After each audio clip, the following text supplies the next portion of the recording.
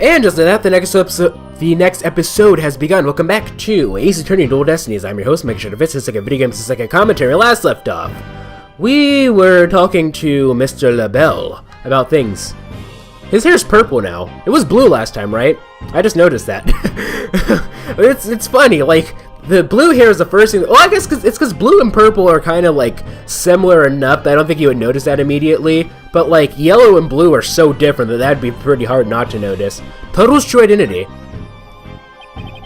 Mr. Filch filled me in on a conversation you two had, and about how you told him not to say a word about seeing Tim and Tuttle. Filchy, you fool! Yipes! I told you nothing good would come of you running your mouth. So, why did you want to keep Mr. Filch quiet like that, Miss LaBelle? Why, to protect darling little Jinxie, of course. But Jinxie was never really possessed. She was sleepwalking. Being asleep at the time, she couldn't have been consciously trying to protect the mare. That also means she couldn't have possibly been Tim and Tuttle. Interesting. But where are you going with this? Since you asked so politely, I believe you have a different reason for trying to keep Mr. Filch quiet. That reason would be to deflect doubt away from the one who was really Tim and Tuttle. Now this is getting interesting.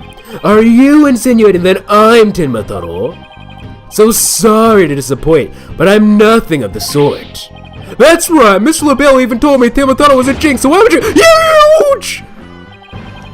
I said Tim and Tuttle was Jinxie, you fool.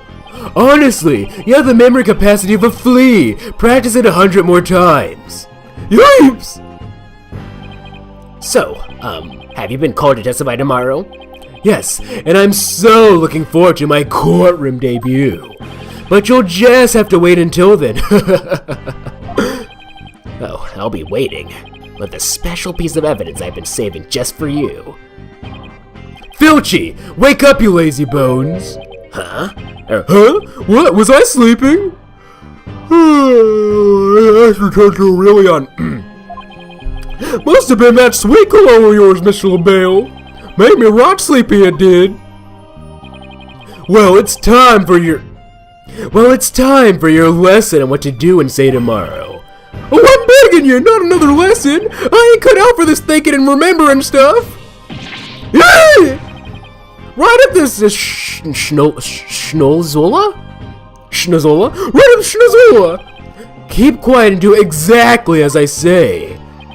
No, please! I ain't anything but another lesson! There they go! Missed our chance to get the truth out of him. Yeah, but we'll get the proof we need in court tomorrow, one way or another. All that's left now is that lie Jinxie told. We better go clear that up before tomorrow. You think they're done questioning Jinxie? Maybe. Let's see if she's over on Yuokai Lane shopping for more charms. We'll see. We'll see. April 18th, Ninetales Vale. Yuokai Lake. Excuse me, what? Oh, there she is sleepwalking again. Cursed nine-tailed fox! The time for settling scores. My grudge has been festered over time. At last, vengeance will be mine! Grrr! Grrr! She must be possessed or sleepwalking again! Maybe if I speak softly, I won't startle her and get a charm plastered on my forehead. Oh, please. Psst. Jinxie? Huh? Oh, hello, Mr. Demon Lawyer. Ah, my charms must have fallen off again.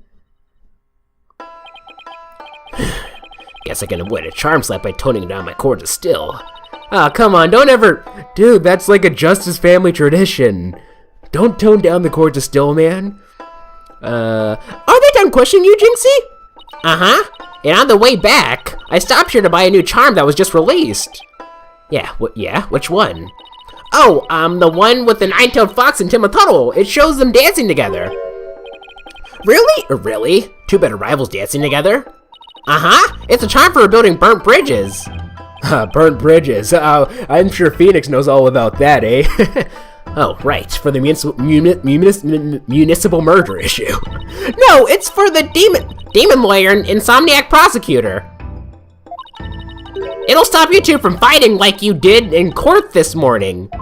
Oh, this is the same day, that's right. We aren't fighting, it was just a spirited debate. It's what we learned. No fighting! He thought that he was gonna get away scot-free, didn't he, ladies and gentlemen? Charm slapped again. Apollo, if you're done playing around, let's find out what she was lying about! She says right in front of him. Yeah, I'm pretty sure, like, I don't know. We got these three things last time that we talked to her, but I doubt she's gonna have anything to say about any of this, actually. Hand cream. Okay, nothing to say about that. I don't know. I was kind of half expecting her to say something funny, or not funny, but I don't know. By the way, we haven't saved this entire recording session yet, so let's go ahead and save over slot 2, if you don't mind. Yes, please. There we go. What you remember? Jinxie, it seems like you're starting to remember things. You already said the feathers and tracks weren't there when you discovered the crime. Have you remembered anything else that seems important? Like what? Tell us what you saw that day. Maybe you remember something else this time. When I opened the door, Papa and Alderman Cubier collapsed in the Fox chamber. That's when Papa told me to call an ambulance and the police. That's all he said before he passed out in the chair. I'm about to say, yeah, like, I was like, what? I knew it. She's holding something back. Alright. Alright, ready? Hey, I was about to say, where's the music? If I had to guess, it probably has something to do with her finger. Like, her holding her charm, perhaps? Let's see. It was shaking a little bit before, wasn't it? Listen again. Yeah, it was shaking. Perceive. Confirm. Laughing in the background. That's my roommate. You were very nervous when you said, "That's all he said," weren't you? I know because I saw your fingers move as if you were going to slap someone with a charm. Huh? Listen to me, Jinxie. This is very important. Did Mayor Timus say anything else to you? It was nothing. He was just talking in his sleep. Talking in his sleep? So you admit that he did say something else. How could you tell? Only a demon could have such powers.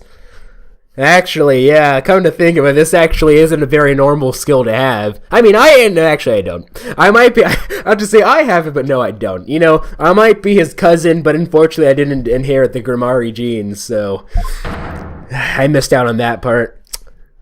Here we are. What you remember?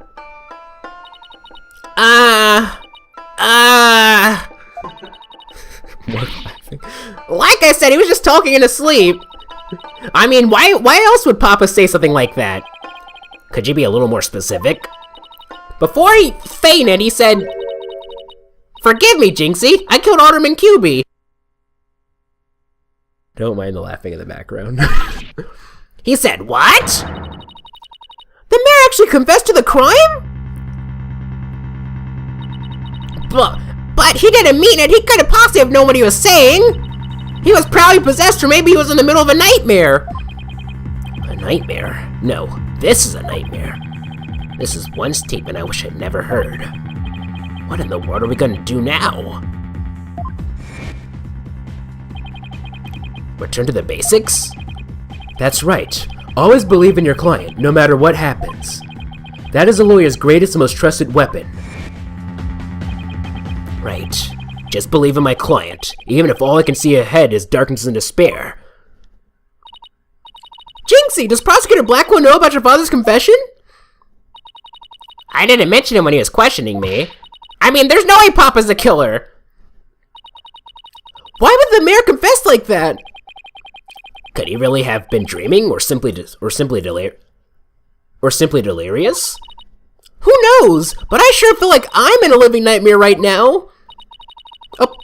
Apollo, what are we gonna do about tomorrow's trial? The crime scene was locked tight until Jinxie arrived, and our clients even confessed! Not only that, Jinxie's been accused of planting the yokai evidence! Both the mayor and Jinxie are going to prison if we don't do something! I know. Well, let's see here. A lack of a third party in the locked room is a major problem. Jinxie has testified that when she first opened the door, Alderman Cubie and Mayor Timo were the only people she saw in the Fox Chamber. But the real killer must have been hiding in there as well! Considering the room was locked tight, that's the only logical explanation. Our mystery person must have then fled the Fox Chamber when it was opened! And that's when Jinxie saw what she thought was Timotaro. Interesting music, by the way. But Pop and the Alderman were the only people there! I didn't see anyone else! What's going on here? Well, Bell's extremely pale, but he's far from transparent. Because he's in the suit. Maybe, I don't know. So just how did he hide himself at the scene of the crime? Maybe he hid behind the whatchamacallit. You don't think that he hid behind the folding screen? Whatever it takes in court tomorrow, Apollo! We have to take down that dirty, rotten Timotaro floor on the Bell!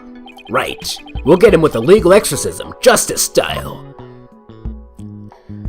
And so it continues. To be continued. Save game? Yes, please.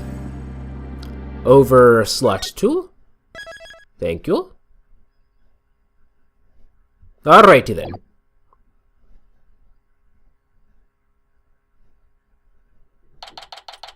April 19th, 9:30 a.m. District Courtroom number 4. Wait, we're just going late. Day 2, court is now in session. All rise. There is no, we weren't, okay. This has been an Orthodox race attorney, and we don't normally just go straight into the court like that. Court is back in session for the trial of Damien Tenma. It kind of makes me feel like maybe, I skipped something by accident. Or there's a glitch. Apologize, defense team leader is ready, Your Honor. Athena Cykes, assistant defender, is ready too, Your Honor. Je suis prêt. As chipper as ever, I see. And in French, no less. And the prosecution?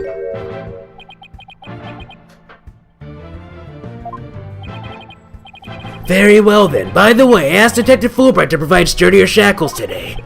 There will be no more of your funny business this time, Prosecutor Blackwell. Now, your opening statement, if you would. I believe it's standard procedure for the prosecution to handle it. Looks like the judge is really bringing it today. You probably realize how Blackwell played him. That was one mean game, Simon says. Yeah, his honor has to fight to defend his honor today. Your boldness. It's plain to see that you've always dreamed of delivering an epic opening statement. I have. I don't know if I'd say that. Oh, please, come on. Why, of course you have. I saw it in your eyes the last time you gave the opening statement. That was a look of one who yearns deeply for the thrill of an epic opening statement. For decades now, you've been watching opening statements from your bench. They were the crown jewels of the court.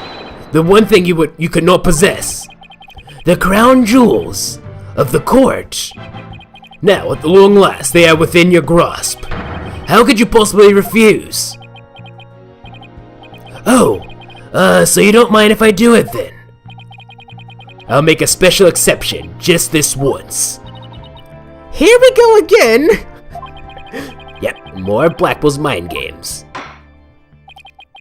Well, in that case, I think I might go ahead and make the opening statement myself. In yesterday's session, we learned the shocking truth that the victim, Alderman Rex Cubie, was the Amazing Ninetales. We also learned that the Amazing Ninetales is the key figure of the yokai craze in the anti-merger protest. It was further revealed that upon learning Rex Cubie's secret identity, Mayor Damien Tenma murdered him. The fact that the crime took place in a tightly locked room was also brought to light, and the only people in a tightly locked room was the defendant and victim. The defense proposed the existence of a hypothetical third party, but further investigation revealed no proof of a third party who had escaped the room. Ergo, we must conclude that the evidence against the defendant is, well, conclusive. Did I say something wrong? Let me get some water, please. I'd very much appreciate it.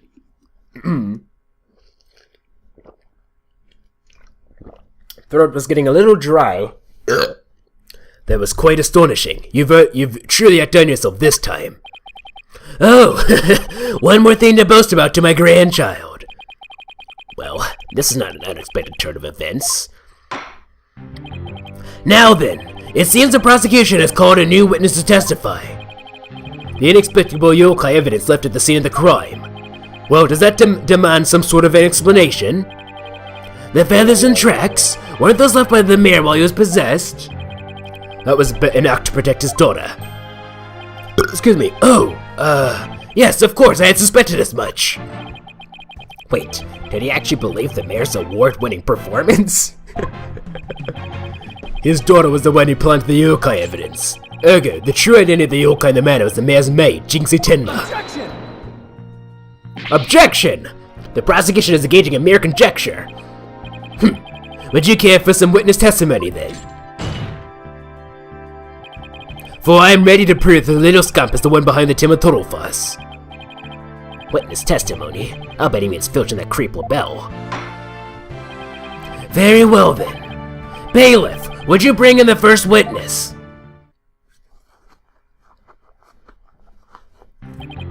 Mr. Filch, you made quite the hasty exit yesterday. See that it doesn't happen again today. Been known for my hasty retreat since I was a kid. Bit of a trademark of mine. Indeed. You managed to give a total of 5 bailiffs a slip. Like those amateurs could ever nap me. Yipes! Perhaps we should shackle you by the neck. That would keep you in place. Yipes! No, please! I'm liable to rip on my head if I start running. Your statement, now. Yes, sir, Mr. Blackhead, sir. He may be in a hasty retreat, but there's no escaping Prosecutor Blackwell. Yeah, Blackwell doesn't strike me as a give-up easy type. Now then, Mr. Filch, your testimony, please. Specifically, the true nature of the yokai you saw in the manor shortly after the crime. Alrighty then, witness testimony. The yokai is Jinxie. Timotato's really that little maid gal, ain't no doubt about it. I mean, the Timotato I saw was just a little thing about her size. Okay, but the little run had a big old staff. I seen it when she came into the foyer. Bet she stole from the forbidden chamber after stumbling the crime scene. Huh. How'd you know there was a staff in the forbidden? Okay. She was gonna use it to whop me and recount my fierce reputation. I just know it. Do we have anything to contradict that, I wonder? I don't think there's only one of its kind. The thing is, I have no idea how he knew that. So, Timotaro was short in stature, and that's because it was Miss Jinxie Tim all along. You betcha! Besides, all the rest of the manor were way taller than her. Feigning height is but an easy thing. But a big ox like the defendant could never pass for short. What if the Timotaro impersonator was walking on their knees? Weren't no knee walking, I ain't seen it myself. Then perhaps that yokai really was Miss Tenma after all. All monsters are not but tricks, either of the mind or the cheap polar variety. So you're saying she created an illusion like one of those magical eye things? Precisely. Human senses are easily deceived. Take the fellow in the cell next to me. Each night he cries and screams about some ghost he thinks he sees. But in truth, it was simply the janitor. Ho ho ho! Prosecutor Blackwood just gave out the ghost literally. The janitor's deathly complexion, all white attire, are no doubt partially to blame. That and the fact that he constantly mutters about taking vengeance for this or that. That actually sounds like a real ghost to me. Anyway, I can see you guys in the next episode.